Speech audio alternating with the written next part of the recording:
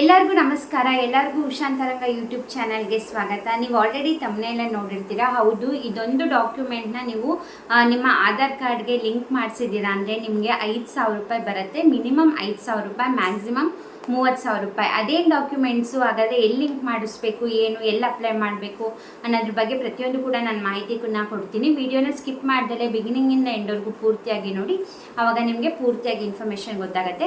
ಯಾರೆಲ್ಲ first time channel ನೋಡ್ತಾ ಇದ್ದೀರಾ, ನನ್ನ ಹೆಸರು ಉಷಾ ಅಂತ. ಉಷಾಂತರಂಗ ಯೂಟ್ಯೂಬ್ ಚಾನಲ್ನ ಸಬ್ಸ್ಕ್ರೈಬ್ ಮಾಡ್ಕೊಳ್ಳಿ, ಹಾಗೆ ಪಕ್ಕದಲ್ಲಿರೋ ಬೆಲ್ಲೈಕನ್ನ ಕ್ಲಿಕ್ ಮಾಡಿ.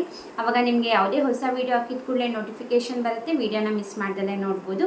ಹಾಗೆ ನಾನು ಮಾಡ್ತಿರೋ ವೀಡಿಯೋಸ್ ಎಲ್ಲ ಇಷ್ಟ ಆಗ್ತಿದ್ರೆ ವೀಡಿಯೋಗೊಂದು ಲೈಕ್ ಕೊಡೋದನ್ನ ಮರಿಬೇಡಿ.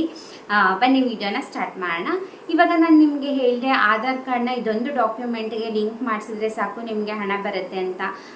ಏನಪ್ಪ ಇದು ಹೊಸದು ಅಂತಂದರೆ, ಇದು ಹೊಸದೇನಲ್ಲ. ನಿಮಗೆ ಸಾಕಷ್ಟು ಬಾರಿ ನಿಮಗೆ ನನ್ನ ಚಾನಲಲ್ಲೇ 1-2 ವೀಡಿಯೋಸ್ ಮಾಡಿದ್ದೀನಿ. ಏನಪ್ಪ ಅಂತಂದರೆ, ಸರ್ಕಾರದಿಂದ ರೈತರಿಗೆ ಬರ ಪರಿಹಾರ ಅಂತ ಇಷ್ಟು ದುಡ್ಡನ್ನ ಕೊಡ್ತಿದ್ದಾರೆ ಅಂತ.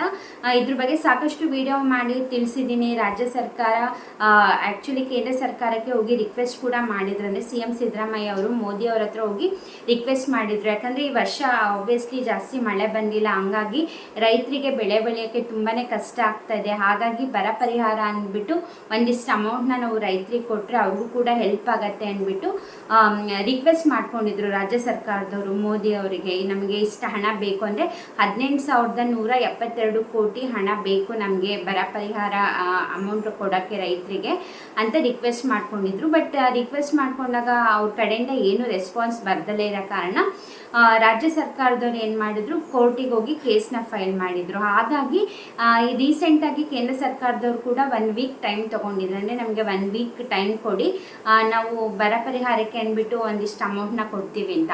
ಬಟ್ ನಮ್ಮ ರಾಜ್ಯ ಸರ್ಕಾರದವ್ರು ರಿಕ್ವೆಸ್ಟ್ ಮಾಡಿದ್ದು ಎಷ್ಟಪ್ಪ ಅಂತಂದರೆ 18,172 ಕೋಟಿ ಅಂತ ನಾನು ನಿಮಗೆ ಆಗಲೇ ಹೇಳಿದ್ದೆ.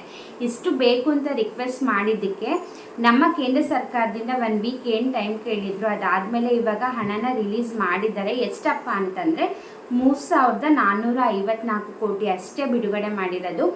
ಬಟ್ ಏನಪ್ಪ ಅಂತಂದರೆ, ಇದಕ್ಕಿಂತ ಮುಂಚೆ ಆಲ್ರೆಡಿ ರಾಜ್ಯ ಸರ್ಕಾರದಿಂದ ತುಂಬ ಜನ ರೈತರಿಗೆ ಮೆಸೇಜ್ ಬಂದಿತ್ತು. ಅಂದರೆ ಬರ ಪರಿಹಾರ ಅಂದ್ಬಿಟ್ಟು ಇಷ್ಟು ಅಮೌಂಟ್ ಕೊಡ್ತೀವಿ ಅಂತ. ಬಟ್ ಇವಾಗ ಕೇಂದ್ರ ಸರ್ಕಾರದಿಂದ ಕೂಡ ಇಷ್ಟು ಅಮೌಂಟ್ ರಿಲೀಸ್ ಆಗಿದೆ ಅಂದಮೇಲೆ ಆಬ್ವಿಯಸ್ಲಿ ನಿಮಗೆ ಸ್ವಲ್ಪ ಜಾಸ್ತಿನೇ ಬರುತ್ತೆ. ಬಟ್ ಹೇಳೋಕ್ಕಾಗೋದಿಲ್ಲ. ಈಗ ಸದ್ಯಕ್ಕೆ ಕೇಂದ್ರ ಸರ್ಕಾರದಿಂದ ಇಷ್ಟು ಕೋಟಿ ರಿಲೀಸ್ ಮಾಡಿದ್ದಾರೆ, ಮುಂದಕ್ಕೆ ಹೇಳೋಕ್ಕಾಗಲ್ಲ, ಮತ್ತೆ ಒಂದಿಷ್ಟು ಕೋಟಿ ರಿಲೀಸ್ ಮಾಡ್ಬೋದು. ಆವಾಗ ನಿಮಗೆ ಜಾಸ್ತಿ ಹಣ ಬಂದೇ ಬರುತ್ತೆ.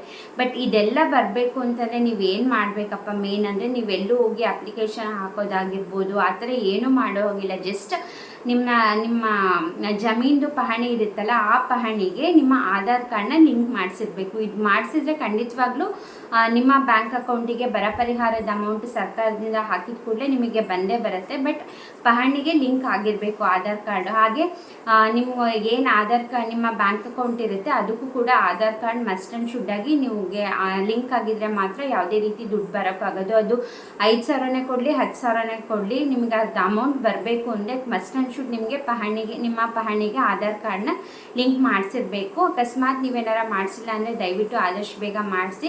ಖಂಡಿತವಾಗ್ಲೂ ಹಣ ಇದೇ ತಾರೀಕು ರಿಲೀಸ್ ಮಾಡ್ತೀವಿ ಅಂತ ಏನು ಹೇಳಿಲ್ಲ, ಬಟ್ ಕೇಂದ್ರ ಸರ್ಕಾರದಿಂದ ಬಿಡುಗಡೆ ಮಾಡಿದ್ದಾರೆ. ಹಾಗಾಗಿ ಯಾವಾಗ ಬೇಕಾದರೂ ಹಾಕ್ಬೋದು, ಹೇಳೋ ಚಾನ್ಸಸ್ ಇರೋದಿಲ್ಲ. ಹಾಗಾಗಿ ನಿಮ್ದೇನಾದರೂ ಲಿಂಕ್ ಆಗಿಲ್ಲ ಅಂದರೆ ಆದಷ್ಟು ಬೇಗ ಹೋಗಿ ಲಿಂಕ್ ಮಾಡಿಸ್ಕೊಳ್ಳಿ.